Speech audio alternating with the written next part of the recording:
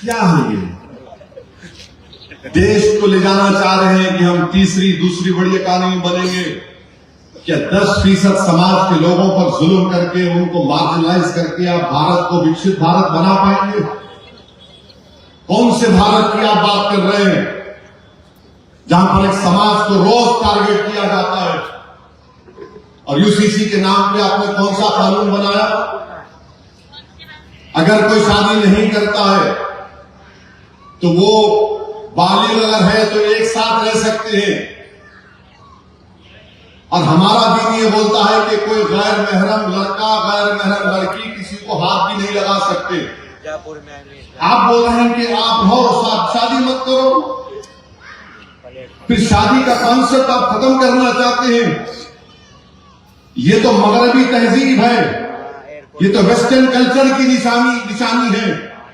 और आज अगर अमेरिका वेस्टर्न ममालिक तबाही के दहाने पर आ गए इसलिए कि उनमें मॉरल्स खत्म हो चुके हैं, अखलाकियात खत्म हो चुके हैं, वो अपनी नफ्स की ख्वाहिश पर जिंदगी गुजारते हैं। आप वही कहना चाहते हैं गुजरात में कि तुम 18-21 साल की शादी मत करो, एक साथ तुम रह सकते, सिर्फ रजिस्ट्रेशन करा दो, और जब तुम छोड़ना चाह रहे तो हमको इत्तला कर दो। किसको इतना कहेंगे भाई? अच्छा, उससे अगर बच्चा पैदा हो गया तो बोलो उस बच्चे को हक मिलना चाहिए। इस बच्चा तो शादी से होता है ना, लीगल बच्चा जब शादी होता है ना, नहीं अगर हो गया तो जिम्मेदारी उसको कहां करेगा, कौन करेगा? कहां जाएंगे हमारे मॉरल्स, अखलाकियात कहां जाएंगे? आप भारत की बात करते हैं, भारत के कल्चर की बात करते हैं, ये तो भारत का कल्चर नहीं है। अगर कोई ये करता भी है तो आप कैसे इजाजत दे रहे हैं उसकी? फिर दूसरी बात, उसमें क्या कर दिया उन्होंने कह दिया कि शादी जो कानून बनाया शादी का, आपने पूरा उठाकर हिंदू मैरिज एक्ट का इस्तेमाल करके आपने कह दिया कि मुसलमान हिंदू मैरिज एक्ट के तहत शादी करेगा, डिवोर्स होगा, शादी खत्म हो गई तो हिंदू डिवोर्स एक्ट के तहत होगा। क्यों होगा? आपके धर्म पर चलने को आपको इजाजत है, आपके धर्म के कानून आप चलिए, इसमें कोई इनकार नहीं है, मगर आप आपके धर्म का कानून हम पर क्यों लागू करना चाह रहे? हम मुसलमान हैं, भारत के संविधान में मुस्लिम मैरिज एक्ट है, शरीयत एप्लीकेशन एक्ट है, जो संविधान का हिस्सा है, मगर आप यूसीसी के नाम पर, जो यूसीसी नहीं है, आप हिंदू कानून को मुसलमानों पर, ईसाइयों पर लागू करना चाहते हैं। ये कौन सा इंसाफ है बताओ? दुनिया को क्या पैगाम देते हैं? देश के प्रधानमंत्री जाते हैं अरब ममालिक से मिलते हैं, तुम्हारे शेख से या हबीबी बोल के गले लगता है, या हबीबी छोड़ते नहीं है, पकड़ लेते हैं उसको। मगर यहां पर क्या कर रहे हैं? हमको जकड़ रहे हैं, हमसे कह रहे हैं कि तुम दीन पर नहीं चल सकते, तुम इस्लामी तालीमात पर नहीं चल सकते, तुम कुरान और सुन्नत को तुमको छोड़ना पड़ेगा। बताइए आप, ये किसी भी मुसलमान को कबूल नहीं है कि अपने दीन को छोड़ दे, अपने कुरान और सुन्नत को छोड़ दे।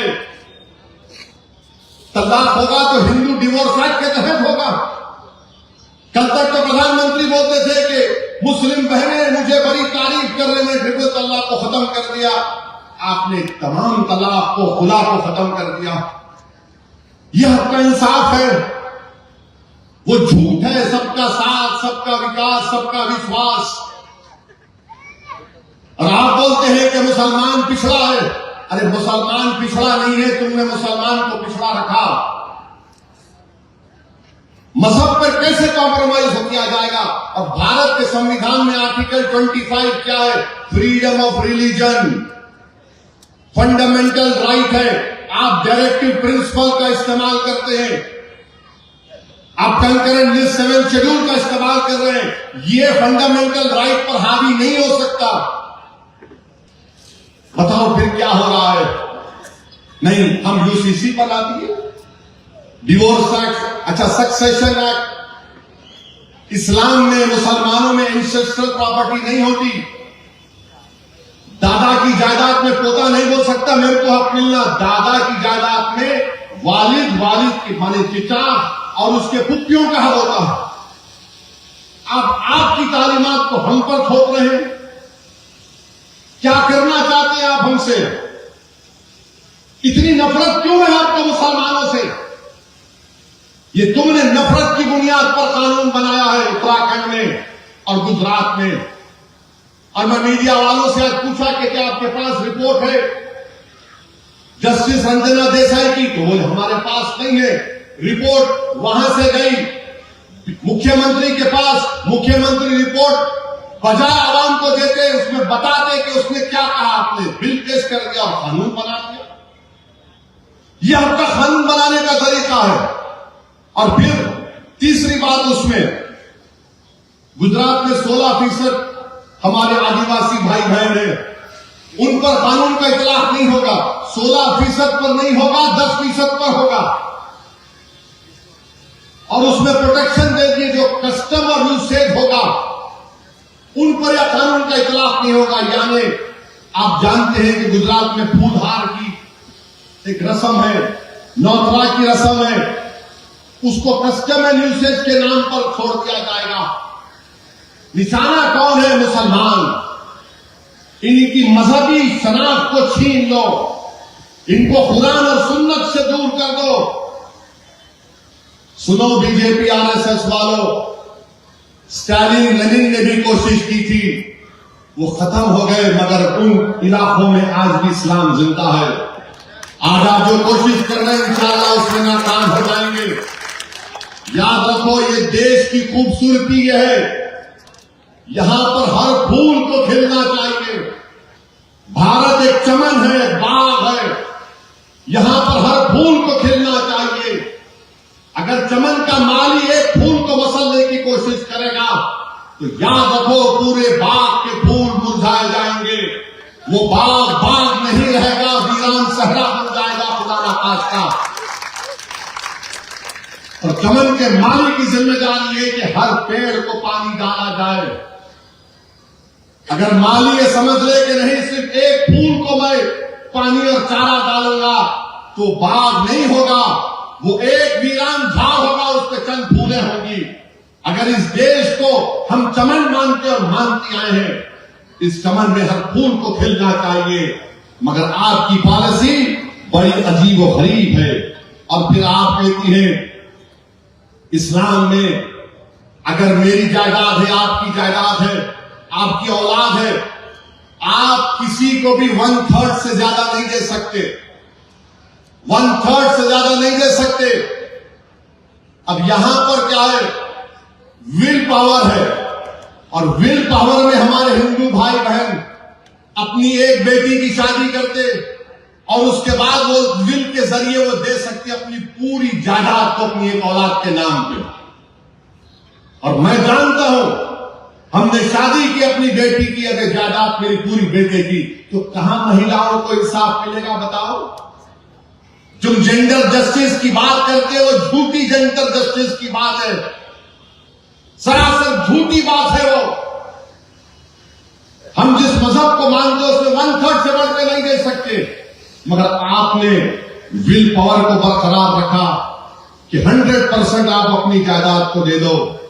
और फिर आप देखते हैं नहीं, दूसरी शादी आप नहीं कर सकते। अमित शाह बोल रहे आसाम में अब दूसरी शादी नहीं कर सकते। अच्छा, नहीं कर सकते, चलो एक काम करो, अभी जो सेंसस होने जा रहा है, जो अब अप्रैल से शुरू होगा, उस सेंसस के कॉलम में एक बात लिख दो, मालूम करो भारत में मजहब के एतबार से हिंदू, मुसलमान, सिख, ईसाई, बौद्ध या जिस खुदा को नहीं मानते एथिस्ट, उनसे पूछो तुम्हारे पास दूसरी बीवी है क्या? आप अगर सच्चाई सामने आ जाएगी तो बीजेपी आरएसएस वाले शर्मिंदा हो जाएंगे। किसके पास दो बीवी है मालूम हो जाएगा। मगर सिर्फ बदनाम किया जाता नहीं, मुसलमान है, 2 है, 3 है। अरे कहां 2 3 है भाई, एक कोई संभालना मुश्किल है असदुद्दीन ओवैसी को। एक कोई संभालना मुश्किल है। लोग मेरे से पूछते इतना अच्छा भाषण क्यों देते, मेरा घर में इजाजत नहीं, बाहर निकल के बोलने की इजाजत है। ये हमारा हाल है। नहीं 2 बीवी है, 3 बीवी है। अच्छा जिसके पास 1 बीवी है उसके साथ नहीं है तो क्या करेंगे? हमको 2 है, 3 है, 4 है। नहीं 2 नहीं कर सकते, मगर लिव इन रिलेशनशिप कर सकते। आप देख लो 2 नहीं कर सकते। गुजरात के कानून में लिखा हुआ है कि जिसकी बीवी है लिव इन रिलेशनशिप नहीं कर सकते, ठीक है। मगर कौन जाके झांक के देखेंगे उसको गुनाह कर रहा तो उन्हें मुंह काला कर रहा तो आप पुलिस बनाएंगे इन्हें जा रहा औरत के साथ, ये लिव इन रिलेशनशिप है, सेकंड वाइफ है, फर्स्ट वाइफ है, कौन करेंगे? बेचारे पुलिस वालों को तो कुछ एख्तियार ही नहीं है, जाओ तोड़ो गोली मारो, गुस्सा खत्म हो गया, काम हो गया। अब आप ये कानून बना दिए और फिर आप देखते हैं ये सब चीजें हो रही हैं। अजीबो गरीब कानून बनाया गया। ये कानून भारत के संविधान के खिलाफ है। जब भारत की पार्लियामेंट में संविधान बन रहा था, बाबा साहेब अम्बेडकर, ये आर्टिकल 44 नहीं था, 38 था। बाबा साहेब अम्बेडकर ने कहा कि मुसलमानों पर यह कानून लागू नहीं किया जाएगा जबरन, फोर्सफुली। बाबा साहेब ने कहा कि जो इस कोड को मानते उनको लिख कर देना पड़ेगा। और आज बीजेपी वाले, आरएसएस वाले झूठ बोलते हैं। डायरेक्टिव प्रिंसिपल है, फंडामेंटल राइट उससे बड़ा है। तुम शेड्यूल 7 कंकरेंट लिस्ट की बात कर रहे हो, क्या फंडामेंटल राइट का चार डालोगे? तुम हमको हमारी मजहबी शनाख्त को खत्म कर दोगे? तो मेरे अजीज दोस्तों और बुजुर्गों, ये बात आपको याद रखना है। ये कांग्रेस के लोग आकर नहीं बोलेंगे ये बात आपको, वो चुप चुप कर बोलेंगे, ऐसा कान में बोलेंगे। नहीं, ज्यादा हम बोलेंगे तो हमारे हिंदू भाइयों को वोट नहीं मिलेगा। हमको देखना जैसा तुमको मिल रहा, तुमको खाली मुसलमान का ही वोट मिल रहा और तुम डरते असदुद्दीन ओवैसी से इस बात के कि अगर ये भी खा गया तो हम कहीं भी नहीं रहेंगे और हम लेके रहेंगे इंशाअल्लाह ताला हमारा हो, इंशाअल्लाह ताला लेकर रहेंगे। तुम्हारी कमजोरियों की वजह से आज हमको ये दिन देखना पड़ रहा है। और फिर आज गुजरात में फर्स्ट लैंग्वेज 9th और 12th क्लास में फर्स्ट लैंग्वेज की टेक्स्ट बुक में आप गीता को पढ़ा रहे हैं। क्यों पढ़ा रहे? मॉरल्स अच्छे होना, अखलाकियात। अरे अगर मॉरल्स अच्छे होना तो कुरान की पढ़ाओ, बुद्धा की तालीमात, गुरु नानक की पढ़ाओ, जीसस क्राइस्ट की पढ़ाओ। मगर आप नहीं पढ़ा सकते। आर्टिकल 28 पढ़ लो आप। गवर्नमेंट और एडेड स्कूल्स में मजहबी तालीमात को नहीं पढ़ाया जा सकता। संविधान का उल्लंघन हो रहा है, ब्लेटेंट वायलेशन हो रहा है संविधान का, और कोई बोलने वाला नहीं। और आम आदमी पार्टी और कांग्रेस इसकी तारीफ की है। आम आदमी पार्टी और कांग्रेस इसकी तारीफ की है। मेरे अजीज दोस्तों और बुजुर्गों, फिर डिस्टर्ब एरियाज एक्ट बनाया गया। हाँ, एक बात बोलना भूल गया, डिप्टी सीएम साहब याद आया। वो बोले कि अगर कोई बच्ची को फंसाता है तो झांसी की रानी लक्ष्मीबाई की तरह बन जाना चाहिए। डिप्टी सीएम साहब, आप जानते नहीं है झांसी की रानी लक्ष्मीबाई का फौज का कमांडर इन चीफ मुसलमान था, तोप चलाने वाला मुसलमान था। और झांसी की रानी के साथ एक मुस्लिम खातून थी, मुंदर नाम था उस हमारी बहन का या मां का, बोल दीजिए, उस बहादुर का, जो लक्ष्मीबाई झांसी की रानी के साथ साथ रहती थी। अब ये बोल रहे झांसी की रानी बन जाना चाहिए तो मुंदर भी आएगी, याद रखो। मुंदर भी आएगी और साथ में गुलाम गौस खान और खुदा बख्श भी आएगा। ये लोग शहीद हो गए थे झांसी की रानी के साथ। मुंदर शहीद हो गए अंग्रेजों की गोलियों के साथ, गुलाम गौस खान शहीद हो गए, खुदा बख्श शहीद हो गए। और बीजेपी आरएसएस वालों बोलो, मेरे जवाब दो मेरे सवाल का, झांसी की रानी को धोखा देने वाले क्या ग्वालियर के राजा नहीं थे? तुम आज हमसे वफादारी का सर्टिफिकेट पूछते हो। ये सच्चाई है, इससे कोई इनकार नहीं कर सकता। मेरे अजीज दोस्तों और बुजुर्गों, डिस्टर्ब एरियाज एक्ट, अजीब और गरीब डिस्टर्ब एरियाज एक्ट बना दिए। जब से पहले क्या बोले कि डिस्ट्रेस सेल नहीं होना, कंसेंट होना, जब वो होना शुरू हो गया तो कलेक्टर को बोला गया कि देखो मुसलमान है तो मत दो परमिशन। हाई कोर्ट गए तो हाई कोर्ट ने कहा कि खाली दो कंडीशन देखना है, कीमत सही मिल रही है और डरा कर नहीं बेचा जा रहा है। तो बीजेपी ने एक नया शगुफा छोड़ दिया और बीजेपी ने कहा एग्रीव पर्सन, यानी जिसको दर्द होता है, कोई घर बेच रहा है तो कोई बीजेपी वाला खड़े हो जाएगा, नहीं सलीम सुरेश है, सुरेश सलीम को नहीं बेच सकता, सलीम सुरेश को नहीं बेच सकता। क्यों? मेरे को तकलीफ है। अबे तेरे को क्या तकलीफ है? वो पैसा दे रहा, वो पैसा लेके खरीद रहा, नहीं मेरे को तकलीफ है। माने उसको तकलीफ नहीं मालूम दिमाग की है या पेट की है, वो जो फैसला होगा। हो सकता है कि अपनी पेट की तकलीफ के लिए अपना बात कर दे, तो बोल दिया एग्रीव पर्सन। अच्छा, फिर बोल दिया गया कि वो जब कम्युनल टेंशन होगा नहीं बेच सकते। कम्युनल टेंशन के माने क्या है? और लाइवलीहुड ऑफ कम्युनल टेंशन, फिरका वाले झगड़ा हो सकता है, फसाद हो सकता, कब हो सकता? अगर आप बीजेपी बोलती कि 2002 के बाद कोई दंगा नहीं हुआ, Gujarat is the peaceful state, तो फिर यह कानून किस लिए? क्या यह कानून नहीं बता रहा है कि तुम झूठ बोल रहे हो? जब गुजरात पीसफुल स्टेट है तो फिर डिस्टर्ब एरियाज एक्ट किस लिए बताओ? माने डिस्टर्ब एरियाज एक्ट इसलिए है कि जूहापुरे को निशाना बनाया जाए, कालूपुर को, दरियापुर को, पलाडी को, जमालपुर को, कानपुर को, वटवा को निशाना बनाया जाए। आप इसको हमेशा के लिए स्लम में तब्दील कर देना चाहते। मेरे अजीज दोस्तों और बुजुर्गों, ये गैर कानूनी है और मुझे यकीन है कि इंशाअल्लाह ताला इसको अगर हाई कोर्ट में चैलेंज किया जाएगा तो हाई कोर्ट ये बता देगा कि कानून गलत है। अच्छा, अहमदाबाद में, वेस्टर्न अहमदाबाद है, एसजी हाईवे का है, ऐसा दिखता सिंगापुर में आ गए। सच बोल रहा हूं झूठ बोल रहा हूं? हमारा एरिया कैसा दिखता? यहां पर रोड तंग, बोरी का पानी भरा, स्कूल नहीं, अस्पताल है तो डॉक्टर नहीं, डॉक्टर है तो दवा नहीं। यहां पर तो आपने बड़े आलीशान डेवलपमेंट करवा दिए, मगर ये आपकी नफरत की निशानी है कानून भी।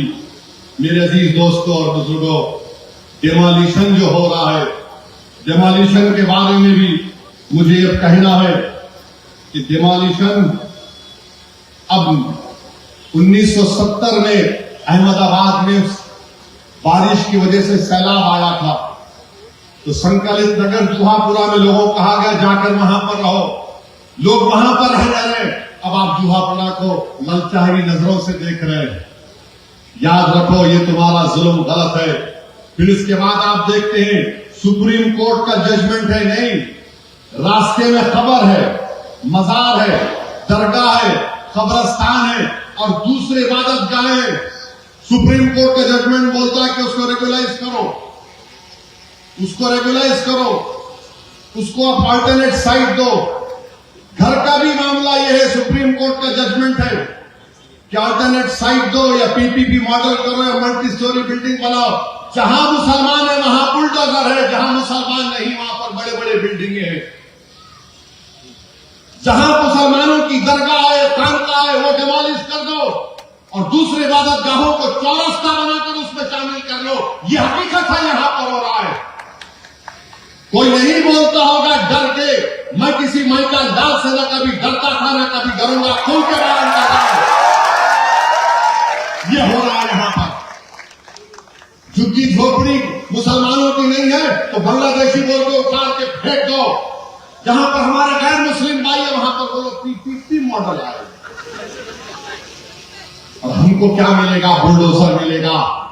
मेरे भाई, मौलवी में 1980 में फंसा, फ्लड्स आए, रेगुलाइजेशन की नोटिस दी गई, रेगुलाइज करो 80 में, 82 में, 81 में, 2023 में नोटिस आई, कोर्ट को गया, 2026 में बोल दिया गया। अरे अगर खबर है, दरगाह है, किसी वली का आस्थाना है, आप रेगुलाइज कर सकते ना, रेगुलाइज कर सकते आप, मगर नहीं, आप सिर्फ निकालना जानते हैं बुलडोजर के जरिए। मेरे अजीज दोस्तों और बुजुर्गों, चंडोला यहां पर क्या हुआ दुनिया ने देख लिया। सोमनाथ में 100 साल पुरानी दरगाह को तोड़ दिया गया, सुप्रीम कोर्ट ने स्टेटस को दिया। दानी लिमड़ा का 4 रास्ता जो शालम को जाता है, कितने हमारे दूसरे हिंदू भाइयों की इबादत गाह है, उनको आप अच्छा रखे, मत छेड़िए उनको भी। मगर जब आप उनको कुछ नहीं कर रहे तो हमने क्या गुनाह किया बताओ ना? हम कौन सा गुनाह है कि हम गुजराती नहीं है? क्या हम भारत के नागरिक नहीं है? क्या गुजराती अस्मिता तुम्हारी मजहब की बुनियाद पर होगी? ये कौन सी सियासत बीजेपी आरएसएस कर रही है यहां पर? ये देश के हित में नहीं है। और हाजी बाबा की दरगाह है, उनके भाई की मजार को आपने तोड़ दिया। जूनागढ़ की दरगाहों को, जो गली शाह की दरगाह रोड के किनारे पर थी, दोनों तरफ दुकानें थी, आपने उसको मुनहदम कर दिया। तो ये सब चीजें हो रही है। इसको रोकने के लिए मेरी आपसे गुजारिश है कि 26 तारीख के दिन आप अपना एक वोट मजलिस के उम्मीदवारों को देकर कामयाब करिए। याद रखिए, कांग्रेस में ताकत नहीं है बीजेपी को रोकने की। कांग्रेस नहीं रोक पाएगी। आपको अपने नुमाइंदों को कामयाब करना है, अपनी लीडरशिप को बनाना है, तो अपने के कोर्ट का मुत्तहदा तौर पर इस्तेमाल करके मजलिस इत्तेहादुल मुस्लिमीन को कामयाब और कामयाब करिए।